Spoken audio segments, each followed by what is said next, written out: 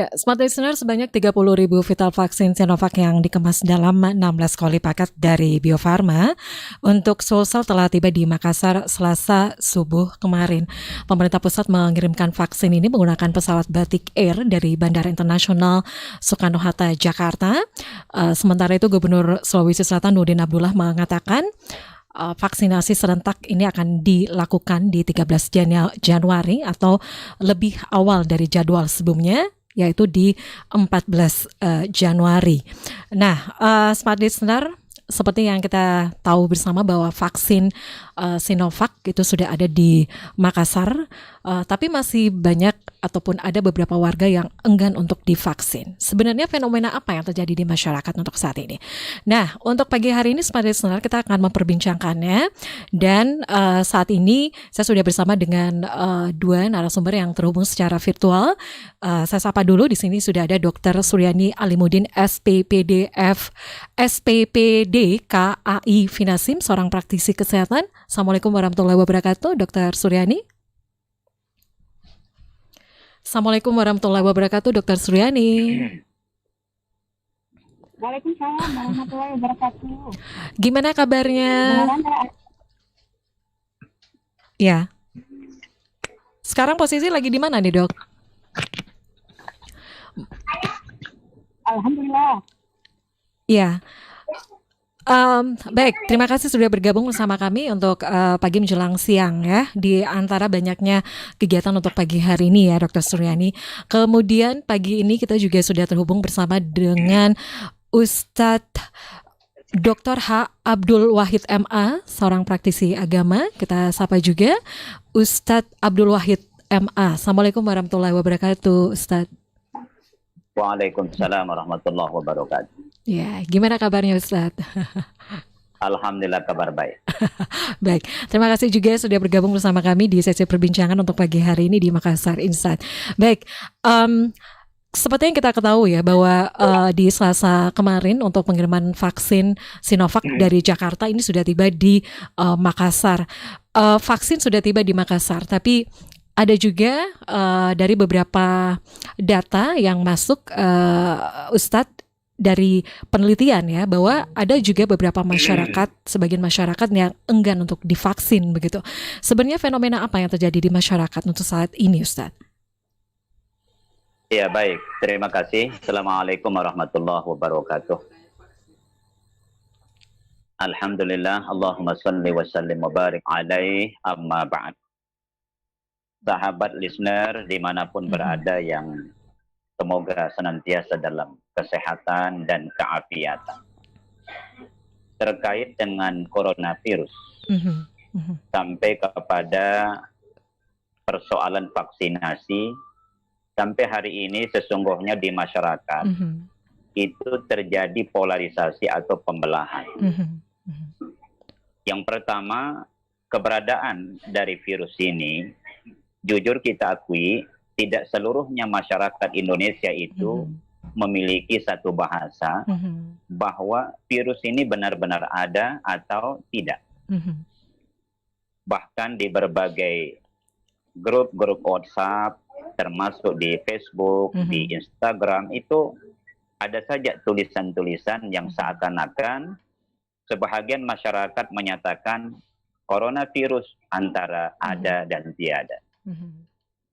Nah, dari adanya pembelahan inilah, sahabat listener, kemudian berimbas kepada sejauh mana kesiapan masyarakat untuk divaksinasi oleh pemerintah. Oleh karena itu, melalui kesempatan yang sangat berbahagia ini, saya ingin sampaikan, pertama bahwa mari kita sebagai masyarakat ya berhenti untuk melakukan perdebatan terkait apakah virus corona ini ada ya atau dalam tanda kutip modus dan sebagainya. Kenapa demikian? Karena di dalam ajaran agama itu mengedepankan kehati-hatian yang diikuti oleh maksimalnya ikhtiar. Ini jauh lebih utama dari mencari kebenaran itu sendiri. Ya, jadi saya ulangi, mengedepankan kehati-hatian. kemudian diikuti dengan usaha yang maksimal, ikhtiar yang maksimal, jauh lebih utama dalam ajaran agama dibandingkan mencari kebenaran itu sendiri. Kenapa demikian? Kita bisa bayangkan, sahabat listener, kalau sekiranya kita dihabiskan waktu untuk berdebat. Berdebat antara yang pro dan kontra terkait virus ini. Pada saat yang sama, ternyata virus ini itu benar-benar ada dan masif penyebarannya. Yang tidak lagi melihat latar belakang, ya etnis, agama, status, bahkan mohon maaf, ya ini juga yang cukup membuat kita prihatin. Sudah banyak elit-elit Republik ini, sejumlah bupati, sejumlah anggota DPR, bahkan para medis. Termasuk terakhir ini salah satu tokoh agama nasional kita, ada A'agim, ada Syekh Ali Jabir, itu terpapar ya virus dari COVID-19. Nah, karena itu, saya ulangi, berhenti melakukan perdebatan. Karena tidak ada gunanya. Justru ini akan dapat memprovokasi masyarakat. Sehingga berimbas kepada semakin masifnya masyarakat untuk menolak divaksinasi. Ini poin pertama, saya kira perlu kita sampaikan kepada masyarakat. Yang kedua, terkait dengan kehalalan dari vaksin ini, ya, vaksin Sinovac ini. Baik, ya, secara Ustadz, lahiriah, baik, ya, Ustadz, mohon maaf ditahan dulu ya, Ustadz. Saya ya, mohon izin dulu ke Dokter Suryani ya, terkait vaksin. silakan. Baik, Dokter. Ya, Iya. seperti yang kita ketahui ya bahwa vaksin ini sudah ada ataupun vaksin Sinovac ini sudah ada di Makassar ya, dan dari data survei terakhir, dari data-data survei terakhir yang didapatkan itu sekitar 66% rakyat Indonesia percaya vaksin dan mau divaksin COVID-19, tetapi ada juga 16% yang tidak mau divaksin. Sebenarnya seperti apa keamanan ataupun mutu dari vaksin ini, Dr. Suryani? Tapi sebelumnya mungkin bisa memberikan sedikit gambaran ya, ini terkait penolakan dari masyarakat terkait vaksin ini. Fenomena apa yang terjadi di masyarakat saat ini, Dr. Suryani? Ya, sebelumnya memaparkan, memang saya setuju sekali apa yang dikatakan tadi Ustaz. Memang mengedepankan kehati-hatian itu yang paling utama ya, apalagi di masa pandemi. Bahkan ada anekdot kalau di pandemi itu kadang-kadang kalau kita sudah bicara pandemi itu yang tidak baik menjadi baik, yang baik menjadi tidak baik, bisa saja yang seperti itu. Yang mana itu bisa saja terjadi kalau di masa-masa pandemi. Ya. Karena memang masyarakat itu memang ada banyak yang mengalami polemik. Karena tadi seperti dikatakan Ustaz, banyak yang karena kurang pengetahuan. Seperti dikatakan, ini COVID-19 adalah suatu virus. Dia virus RNA. Nah, virus bedanya dengan bakteri, kan biasa kalau bakteri itu ya salmonella, orang kena tipes itu bakteri. Tapi kalau COVID ini virus. Nah, bedanya virus dengan bakteri. Kalau virus itu hanya bisa hidup kalau dia menempati sel hidup. Beda dengan bakteri. Kalau bakteri walaupun bukan di sel hidup, dia bisa berkembang.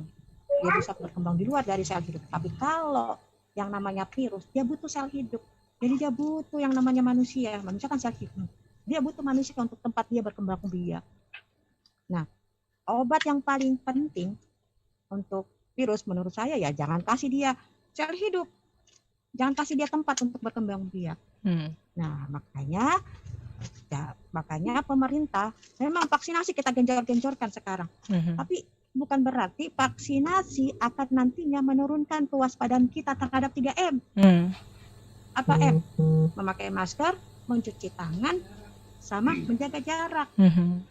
Tidak. Nah, vaksinasi salah satu ikhtiar kita. Tapi tadi Ustaz, salah satu ikhtiar kita untuk menjaga jangan sampai insya Allah jangan sampai kita terpapar COVID. Nah, yang beredar di Indonesia sekarang ini adalah vaksin Sinovac. Vaksin virus COVID ini bukan hanya Sinovac. Sinovac itu vaksin mati.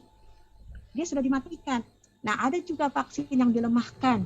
Ada vaksin yang direkombinan. Jadi banyak macam vaksin, jenis vaksin COVID-19. Tapi semua memang masih dalam fase penelitian. Memang masih penelitian. Yang sudah masuk fase 3, salah satunya ini adalah Sinovac.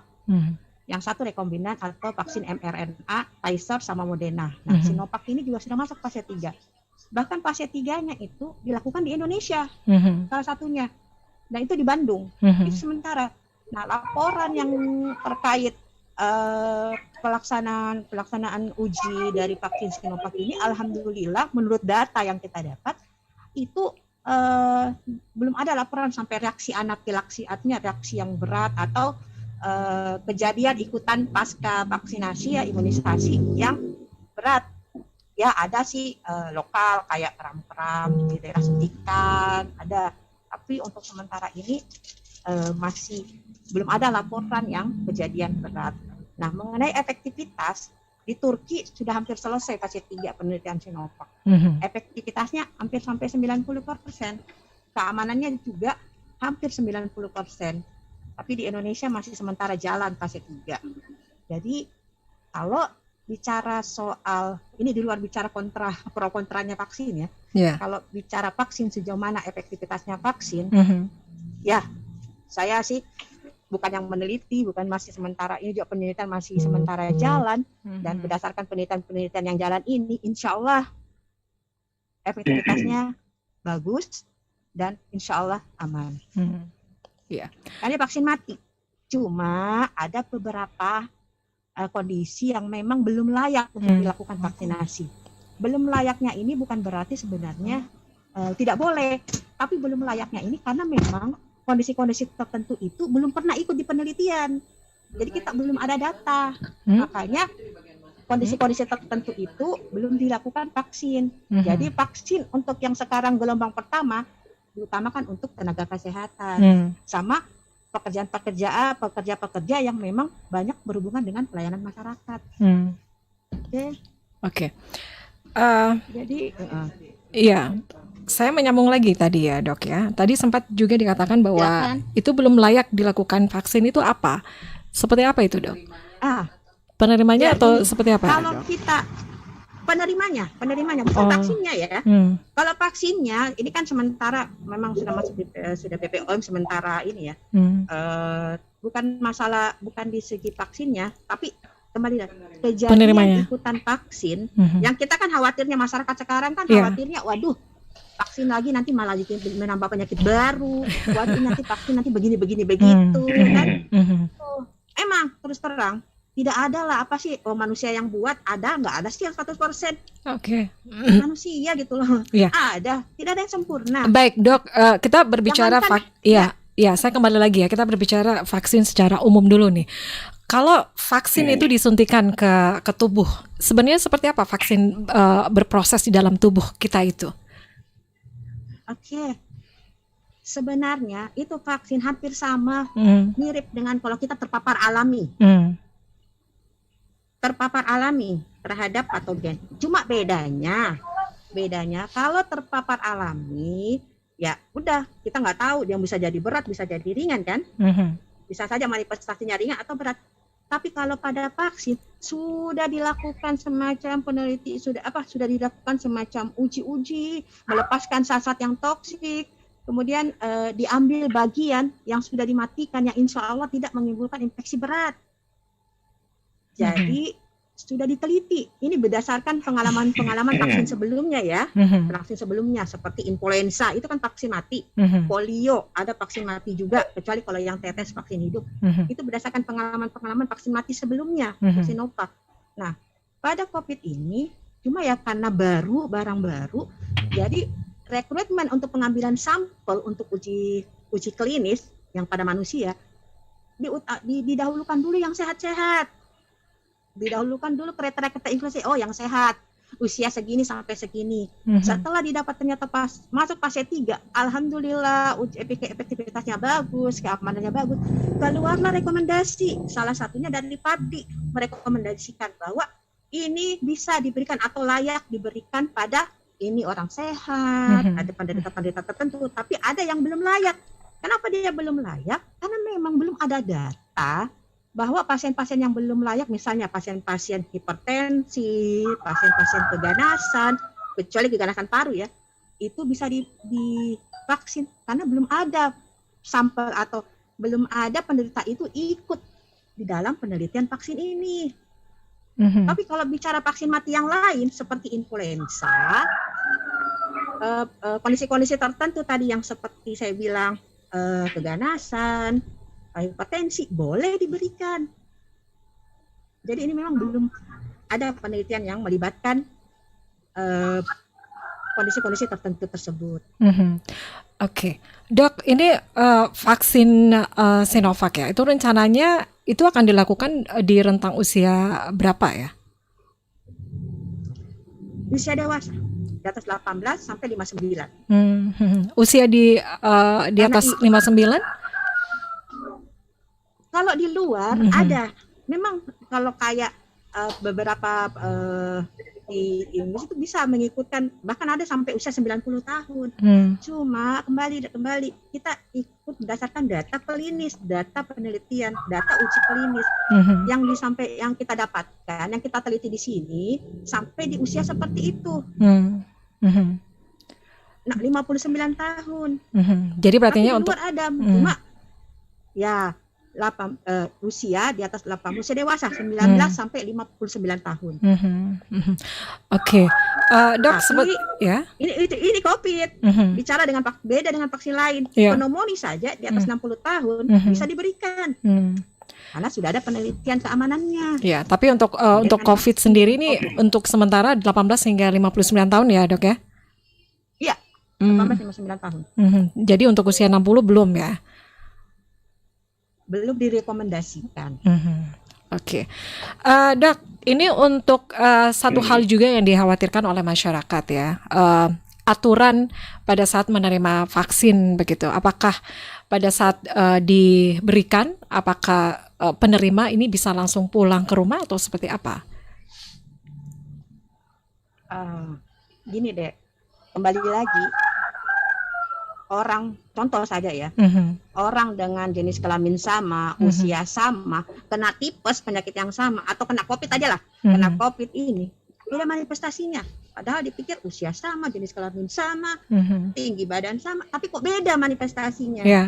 Ada yang si A sesak, yang si B cuma hidungnya saja yang bermasalah, itu aman. Begitupun juga dengan pemberian vaksin. Jadi masalah yang ditemukan setelah pemberian vaksinasi tidak ada yang bisa duga. Kejadian ikutan pasca imunisasi itu berbeda-beda setiap orang. Banyak faktor-faktor yang mempengaruhi. Pertama, ya dari segi vaksinnya. Yang kedua dari segi lingkungannya. Vaksinnya mungkin penyimpanannya yang salah barangkali. Harusnya disimpan di suhu -8. Dia simpan sembarangan barangkali, makanya dibutuhkan tenaga khusus, tenaga ahli untuk pemberian vaksin. Terus cara penyuntikannya yang harusnya intramuskuler, dia suntik sukutan, ya tidak maksimal. Atau harusnya di deltoid, dia suntik di gluteus, di daerah pantat. Nah, yang kedua dari sisi lingkungan. Lingkungan apa? Usia. Terus yang kedua genetik. Kalau nggak tahu ada faktor genetik. Yang ketiga reaksi alergi, nggak ada yang bisa memastikan ada reaksi alergi. Jadi ini kejadian-kejadian atau masalah yang terjadi setelah pemberian vaksinasi tidak ada satu manusia yang bisa memprediksi. Tapi berdasarkan beberapa penelitian yang kemarin yang jalan ini, ada ternyata didapat. Pertama lokal, yang lokal itu tempat suntikan bengkak, timbul bernanah, nyeri kram. Terus yang sistemik, ada yang demam. Bahkan ada yang ada beberapa yang disebutkan munculnya reaksi alergi berat seperti anafilaksis, kehilangan kesadaran. Tapi sejauh ini kematian tidak pernah ada saya baca. Oke. Jadi beda-beda. Jadi reaksinya beda-beda ya di setiap orang ya Dok ya. Nah, cuma ada antisipasi. Antisipasi ya. Apa yang dilakukan? Apa yang harus dilakukan Dok? Ya pertama ya jangan divaksin kalau lagi sakit akut. Jadi kalau ada lagi sementara sakit, demam tinggi atau apa ya jangan divaksin, tunda dulu. Dari segi manusia yang mau divaksinnya ya, ya jangan dulu divaksin. Terus ikuti sesuai rekomendasi ikuti sesuai rekomendasi pemerintah untuk COVID ya. Yang layak-layak aja memang dahulukan, yang belum layak tunda dulu. Karena memang belum ada, kita nggak tahu. Yang layak terus dari segi vaksinnya, yang memberikan vaksin ya harus waspada, memastikan bahwa vaksin itu disimpan dengan baik dan benar prosedurnya. Jadi memang harus orang-orang yang terlatih. Pemerintah tidak akan pasti akan mengerahkan orang-orang yang terlatih untuk memberikan vaksinasi. Oke, Dok, ini kan rencananya juga, ini kan rencananya akan dilakukan vaksinasi secara serentak begitu, dan utamanya akan dilakukan khususnya kepada tenaga kesehatan begitu. Nah, kalau dilihat dari reaksi tadi yang seperti diinformasikan oleh dokter, apakah kemungkinan itu bisa dilakukan seperti itu rencana dari pemerintah, vaksin secara bersamaan begitu untuk tenaga kesehatan, khususnya untuk tenaga kesehatan, Dok? Apakah ada spare waktu yang diberikan selang 1 hari atau 2 hari untuk melihat reaksi dari tubuh ya dari masing-masing individu, atau seperti apa, Dok? Jadi gini, ini kan sebenarnya pemberian vaksin ini sudah hampir sama dengan pemberian vaksin pada meningitis. Jadi mereka itu ada kartu khusus diberikan. Jadi ada kartu khusus pemberian vaksin. Ini kalau kita bicara ya, kebetulan saya masuk di Satgas Imunisasi Dewasa. Jadi memang ada rencana, dibuatkan kartu khusus untuk penerima vaksin. Jadi masalah manifestasi itu KIPI, kejadian ikutan pasca imunisasi, bisa terjadi dalam 1 bulan setelah divaksin. Jadi otomatis setiap orang yang sudah divaksin akan dipantau, minimal yang divaksin itu akan melaporkan apa yang dia rasakan. Nah, serentak ya iyalah begini, vaksin itu akan diberikan vaksinasi pada penduduk supaya terbentuk herd immunity populasi, imunitas populasi. Nah, syaratnya sih memang harus 70% ke atas dari jumlah populasi divaksin, atau minimal terbentuk antibodi alami secara lebih dari 70%, baru kita bisa menganggap bahwa antibodi yang terbentuk itu bisa melindungi ada sekitar 30 orang yang tidak tervaksin, entah karena tadi belum layak, kontraindikasi, sebagainya. Jadi makanya harus kalau bisa serentak. Cuma karena kan kendala vaksin yang terima pun cuma beberapa. Kalau menurut saya harus banyak memang satu kali. Halo. Itu kali jadi menurut dokter. Ya, beda dengan orang luar yang memang satu kelompok. Sinyalnya kurang baik, Dok. Halo, Dok. Ya, silakan, Dok. Silakan, sinyalnya kurang baik tadi. Sekarang kedengaran suara saya? Iya. Kecil, Dok. Bisa dikeraskan lagi suaranya? Ya, silakan, Dok. Sekarang? Masih kecil, Dok. Suara saya? Masih kecil. Ya? Masih kecil. Oke. Dulu saya buka kali. Baik. Ya, jadi Oke, mungkin ya udah. Ya, dengan ya, silakan, Dok. Bisa dilanjutkan lagi? Lupa tadi sampai di mana. Iya, oke. Ini terkait rencana pemerintah untuk melakukan vaksinasi secara serentak begitu kan. Tadi seperti diinformasikan bahwa reaksi ataupun penerimaan ataupun reaksi setelah dilakukan vaksin di tubuh seseorang itu kan berbeda begitu. Apakah besar kemungkinan juga akan menimbulkan reaksi seperti itu begitu? Ataukah dilakukan semacam pemberian waktu 1 hari atau 2 hari? Ini untuk tenaga kesehatan ya, Dok ya? Iya. Jadi karena dikhawatirkan ya kalau semamanya reaksinya itu seperti yang diinformasikan tadi ada gejala demam begitu. Bagaimana seorang tenaga kesehatan itu bisa memberikan pelayanan pada saat di rumah sakit begitu? Kalau setelah divaksin itu akan menimbulkan gejala seperti itu. Oke, saya tanya. Mbak yang presenter pernah divaksin tidak? Pernah.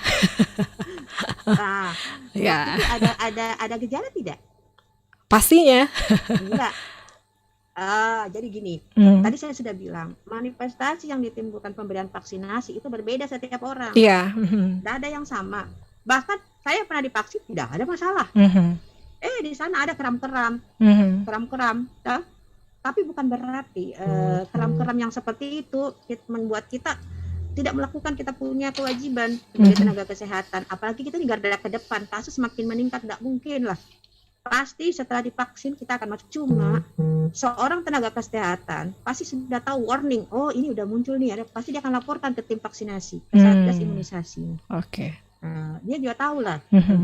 Kalau tenaga kesehatan, makanya kenapa didahulukan dulu tenaga kesehatan nih, sama yang pelayanan masyarakat umum. Itu jadi akan standby, akan dibuatkan kartu, ada apa-apa langsung lapor. Tapi bukan berarti bahwa dia diistirahatkan selama 2 hari supaya akhirnya tidak masuk kerja selama 2 hari. Tidak, karena saya sudah bilang kejadian ikutan pasca imunisasi bisa terjadi bahkan 1 bulan setelah vaksinasi. Oh, jadi gejalanya tidak langsung istirahat sama Iya, ada yang tidak. Nah, itu berbeda-beda. Oke. Berbeda-beda setiap orang. Ada sama sekali tidak bikin gejala. Adem ayem. Oke. Ya tergantung itu, sorry, tergantung si virusnya sama tergantung lingkungannya. Oke. Tergantung dari kekebalan tubuh masing-masing individu gitu ya, Dok ya. Kita berbincang bersama dengan Dr. Nani, dan saat ini kita juga sudah bersama dengan Dr. H. Abdul Wahid MA, seorang praktisi agama. Kita lanjut lagi. Assalamualaikum warahmatullahi wabarakatuh, Ustadz. Waalaikumsalam warahmatullahi wabarakatuh. Iya, kita masih lanjut lagi ya untuk perbincangan terkait kontroversi terkait vaksin begitu. Nah, beberapa waktu lalu itu juga sempat ya terkait kontroversi vaksin ya. Itu terjadi untuk vaksin measles rubella atau MR, tapi akhirnya MUI itu memperbolehkan. Nah, untuk vaksin ini sendiri seperti apa sebenarnya, Ustadz? Bagaimana dengan masyarakat yang masih ragu ya untuk mendapatkan vaksin? Ya, baik. Jadi kembali saya sampaikan bahwa berhenti debat dengan keberadaan virus ini. Kemudian pada fase terkini, setelah kurang lebih hampir 1 tahun pandemi ini melanda bangsa kita khususnya, sekarang ada upaya yang paling terbaru dari pemerintah, yaitu akan dilakukan vaksinasi secara massal. Nah, saya mau sampaikan kepada sahabat listener semua dan seluruh pendengar terkait apakah vaksin ini statusnya halal atau tidak.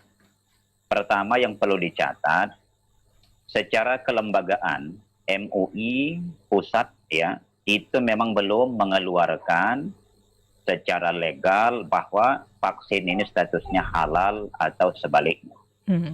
Tetapi ada sinyal dan ada upaya atau ikhtiar yang dilakukan MUI, dan itu sudah berjalan, yaitu berusaha untuk melakukan riset, melakukan koordinasi terutama dengan BP POM, supaya benar-benar masyarakat tidak lagi ragu terhadap keberadaan dari kehalalan vaksin ini. Yang jelas, ya, menjadi pegangan kita pertama dari kacamata agama adalah itu merujuk pada Al-Quran surah Al-Baqarah ayat 173. Di situ dikatakan bahwa famanit turrabagin wala'adin fala itsma alaih. Secara ayat ini menyatakan bahwa babi, anjing itu secara umum hukumnya haram. Itu haram. Tetapi dalam situasi atau kondisi yang dikategorikan darurat, ya, kondisi darurat, kapan tidak dikonsumsi dalam tanda kutip babi itu secukupnya, atau daging anjing itu secukupnya, maka fatal, bahkan mati. Maka apa kata Quran? Famanit turrabagin wala'adin fala itsma alaih. Apabila kalian dalam kondisi darurat, ya, yang hampir dikhawatirkan nanti nyawa kalian akan menjadi taruhannya, boleh kalian mengkonsumsi yang tadinya barang haram itu ya secukupnya, dengan cara wala adil, jangan berlebihan, artinya sesuai dengan kebutuhan. Nah, kalau ayat ini kita hubungkan dengan sebut saja kekhawatiran masyarakat, apakah vaksin Sinovac ini halal atau haram? Saya kira tidak perlu ya kita hadirkan kekhawatiran berlebihan. Artinya apa? Supaya mengantisipasi jangan sampai ya coronavirus ini menyerang kita secara masif, mari bismillah. Tidak mungkin pemerintah kita yang didukung oleh para medis yang memang ya itu sangat kompeten di bidangnya. Itu ingin mengorbankan masyarakatnya secara massal. Saya kira itu pikiran yang impossible ya, atau mustahil. Oleh karena itu, mari masyarakat tidak perlu kita suuzon, tidak perlu berpikiran negatif terlalu jauh. Malah dengan hadirnya vaksin ini seperti Bu Dokter tadi sampaikan, ini akan sedikit mengobati kekhawatiran kita. Ya, saya ulangi, akan sedikit mengobati kekhawatiran kita di tengah belum adanya obat yang pasti terhadap penangkal virus corona ini. Nah, karena itu saya ulangi bahwa mari kita dukung ya, kita sebagai masyarakat untuk tetap sami'na wa ata'na. Kita dengar dan patuhi para medis ya, tentu tidak juga main-main, tidak akan mengorbankan reputasinya sebagai seorang ahli medis. Hanya mohon maaf ya para sahabat sekalian, terutama host, saya kalau bisa sekedar saran terutama kepada Bu Dokter terkait dengan teknis vaksinasi itu, karena ini kan terkait atau termasuk dalam fase try and error, uji coba ya. Saya kira langkah tepat pemerintah itu pertama adalah diberikan kepada para medis. Alasannya karena mereka inilah yang memang sangat urgen ya, sebagai garda terdepan untuk ya katakanlah diberikan kekebalan tubuh untuk terus berinteraksi dengan masyarakat, terutama mereka yang terpapar COVID-19. Yang kedua, mungkin setelah para medis, ini saran saya supaya sedikit ya menutup ruang keraguan masyarakat. Apa itu atau siapa yang perlu divaksin? Yaitu orang-orang yang kategorinya pejabat publik. Seperti kita baca, ya misalnya dalam salah satu situs, Presiden Turki itu langsung berkata, wahai seluruh masyarakat Turki, ya kalau kalian khawatir terkait dengan efek yang ditimbulkan setelah divaksin, bismillah, saya orang pertama di Turki, ini sebagai presiden, saya orang pertama di Turki ya, siap divaksin. Nah, kalau ini dilakukan, saya kira ini masyarakat pelan-pelan itu akan hilang keraguan. Jadi di samping para medis juga memang orang-orang yang dikategorikan memiliki sebut saja ya power di dalam kehidupan berbangsa kita, termasuk presiden, para menteri, DPR. Jangan terbalik, jangan kita gunakan piramida. Justru masyarakat dalam tanda kutip yang tidak sekolah, yang tidak ngerti apa itu virus, apa bakteri, malah dia yang dijadikan dalam tanda kutip try and error, uji coba. Saya kira ini justru juga kurang tepat. Nah, jadi itu sekedar saran kepada Bu Dokter ya, sebagai bagian dari satuan tugas ya penanganan ya COVID-19 di Sulawesi Selatan. Yang jelas, saya ulangi bahwa dalam hukum agama, walaupun belum secara kelembagaan MUI keluarkan apakah status vaksin ini halal atau sebaliknya, mari kita berpegang pada pesan Quran tadi, Al-Baqarah 173. Babi itu memang diharamkan secara umum bagi umat Islam.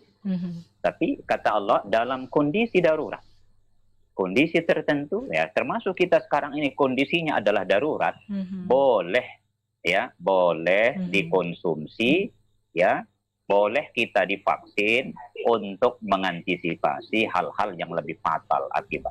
Saya kira seperti itu. Baik. Uh, saya izin lagi ke Dokter Nani, Ustadz. Iya. Dok, seperti apa tadi masukan ya dari Ustadz ya untuk pemerintah tadi, Dokter Nani, seperti apa tanggapannya? Iya. Memang harapan pemerintah sih semua rakyat Indonesia divaksin, cuma kan ada beberapa kendala. Vaksin ini, makanya vaksin ini kan kita masih impor dari luar, kita masih dapat dari luar. Nah, kita masih menunggu vaksin memang buatan Indonesia. Bio Farma sementara ini masih dalam proses kita akan membuat vaksin sendiri, insya Allah. Dan ini sementara jalan. Ya, kita punya penelitian uji coba tempat vaksin. Indonesia akan membuat vaksin sendiri. Bio Farma banyak sekarang yang di Bandung, cuma kita sekarang pakai Sinovac, tapi sementara juga mau rencanakan akan menggunakan vaksin sendiri khusus untuk Indonesia berdasarkan karakteristik orang Indonesia. Itu sudah ada perencanaan untuk membuat vaksin sendiri. Nah, memang tadi idealnya serentak lah kalau perlu semua. Tapi kendala itu, makanya dibuatlah suatu gelombang, artinya tahapan. Gelombang pertama ini didahulukan dulu yang ini, tapi nggak menutup kemungkinan kedua masuklah yang ini, jabat ini semua masuk. Gelombang ketiga masuk yang masyarakat ini. Jadi ini ada tahapan. Tapi pasti memang pemerintah memang berharap kalau bisa kalau bisa di atas 70% lah penduduk Indonesia divaksin supaya herd immunity terbentuk. Baik, Dok, ini dengan adanya vaksin ya, ini menjadi angin segar juga nih masyarakat. Ada yang mengatakan apakah setelah vaksin ini ada, secara otomatis juga apakah pandemi ini juga akan berakhir atau seperti apa? Kembali lagi saya bilang seperti di awal, kita ini hanya manusia, nggak ada yang masih buatan manusia menjadi itu 100%, nggak ada. Saya pun bahkan nggak usah kayak penelitian aja masih jalan, masih ada beberapa efektivitas vaksin pun masih sementara penelitian. Kalau mengacu pada pembentukan antibodi ya, karena kan vaksin tujuannya supaya bentuk antibodi kekebalan. Mengacu pada kejadian yang SARS-CoV-1 sama MERS, itu ternyata antibodi yang ditemukan pada penderita yang pasca terinfeksi MERS dan SARS-CoV-1 itu ada antibodinya bertahan sampai 3 tahun. Tapi untuk hepatitis ini masih sementara penelitian. Data antibodi yang tersimpan itu sudah ada bisa berapa bulan, masih dalam perjalanan. Jadi tetap kembali lagi manusia hanya boleh kita berikhtiar. Jadi vaksin memang sekarang yang satu-satunya, tapi bukan berarti kembali manusia bukan 100%, masih banyak kekurangannya. Jadi tetaplah yang 3M tidak bisa kita lupakan. Kalau kita tuh divaksin, tetap dulu memakai 3M. Bukan 17M ya Mbak ya, 3M. 3M. Baik. Oke. Baik, jadi kita sisa menunggu pertengahan Januari ya, ini vaksin akan dilakukan begitu. Progresnya saat ini seperti apa, Dok?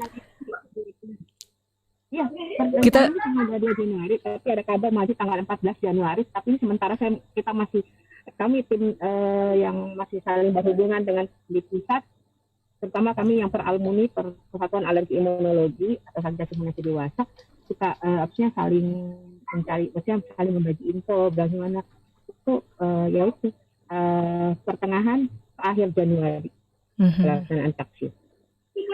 Ya, baik. Kita sudah ada di akhir perbincangan kita. Mungkin dari Ustadz ada yang ingin disampaikan untuk masyarakat, Ustadz, silakan. Baik, terima kasih sahabat listener dimanapun berada. Pertama, kita apresiasi kepada pemerintah kita di bawah kepemimpinan Pak Joko Widodo dan jajarannya, bahwa sejak awal pandemi ini beliau sudah berusaha semaksimal mungkin untuk melakukan berbagai langkah preventif, ya, langkah-langkah solutif agar pandemi ini sedikit bisa terhalau. di tengah kehidupan masyarakat kita. Ini poin pertama kita apresiasi. Yang kedua, dengan hadirnya virus ini, mari kita berhenti berdebat. Tidak ada gunanya.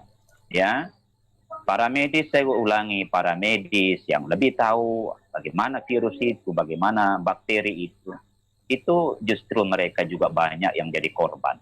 Artinya apa? Virus ini tidak main-main. Apalagi kalau kita lihat, ya korban yang berjatuhan itu tanpa, ya katakanlah, diklasifikasi. Semuanya ya berpotensi. Maka kata kuncinya saya mau sampaikan begini.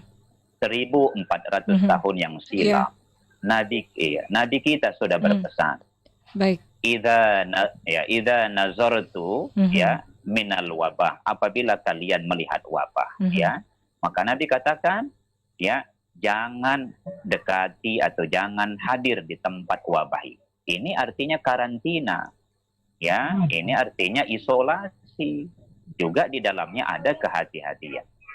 Terus pada saat yang sama Nabi juga mengajarkan kepada kita, ya, melalui pesan Al-Quran, ya, bertanyalah kepada orang ahlinya. Jadi persoalan virus jangan tanya kepada, dalam tanda kutip, penjual ya nasi kuning. Mohon ya. Tanya kepada dokter, ada Ibu Dokter Ani dan sebagainya. Saya kira demikian. Baik. Satu untuk closing statement juga dari Dokter Ani, cukup singkat saja karena kita terbatas oleh waktu, Dokter. Terima kasih, Mbak. Saya sih cuma pengen satu, sama dengan Ustadz. Percayakan sama memang yang memang tahu betul dengan ini. Percayakan, pemerintah tidak akan mungkin lah, mana bisa jalan pemerintah kalau masyarakatnya pada sakit semua, jatuh juga lah. Karena sih pemerintah akan memberikan yang terbaik. Kami juga petugas kesehatan pasti juga akan memberikan. Tidak mungkin lah kami artinya menolak vaksin. Kami akan divaksin karena takutnya justru kami yang menularkan sama pasien. Jadi untuk masyarakat, yakinlah apa kalau dari sisi awal tadi yang dibilang Ustaz mah sudah sangat menyentuh titik kekerasan yang paling dalam. Kalau bilang sentuhlah wanita pada titik ini itu menurut Ustaz, menyentuh titiknya memang di masyarakat kata-katanya. Jadi saya, masyarakat yakin, positif thinking, selama kita berpikiran positif, insya Allah yang terjadi pasti juga positif. Kapan kita berpikiran negatif, pasti akan terjadi negatif. Ya, saya kira itu. Baik, sekali lagi terima kasih ya untuk narasumber saya, Dr. Nani, dan juga Ustadz Hashim sudah bergabung bersama kami di pagi hari ini. Dan sekali lagi Smart Listener, saat ini pemerintah sedang menunggu Emergency Use Authorization atau EUA dari Badan Pengawas Obat dan Makanan atau BPOM. Setelah BPOM menerbitkan EUA ini, maka fatwa MUI terhadap kebolehan vaksin Sinovac ini juga akan segera dikeluarkan. Sekali lagi terima kasih untuk Anda yang sudah mendengarkan perbincangan kami di pagi hari ini. Dan untuk rekaman dari perbincangan ini Anda juga bisa mengunjungi channel YouTube Smart FM Makassar. Jangan lupa untuk like dan juga subscribe-nya, kami tunggu. Terima kasih sekali lagi, dan dari lantai 3 Gedung Tribun Timur Makassar, saya Mirza Arianti pamit. Selamat siang dan sukses untuk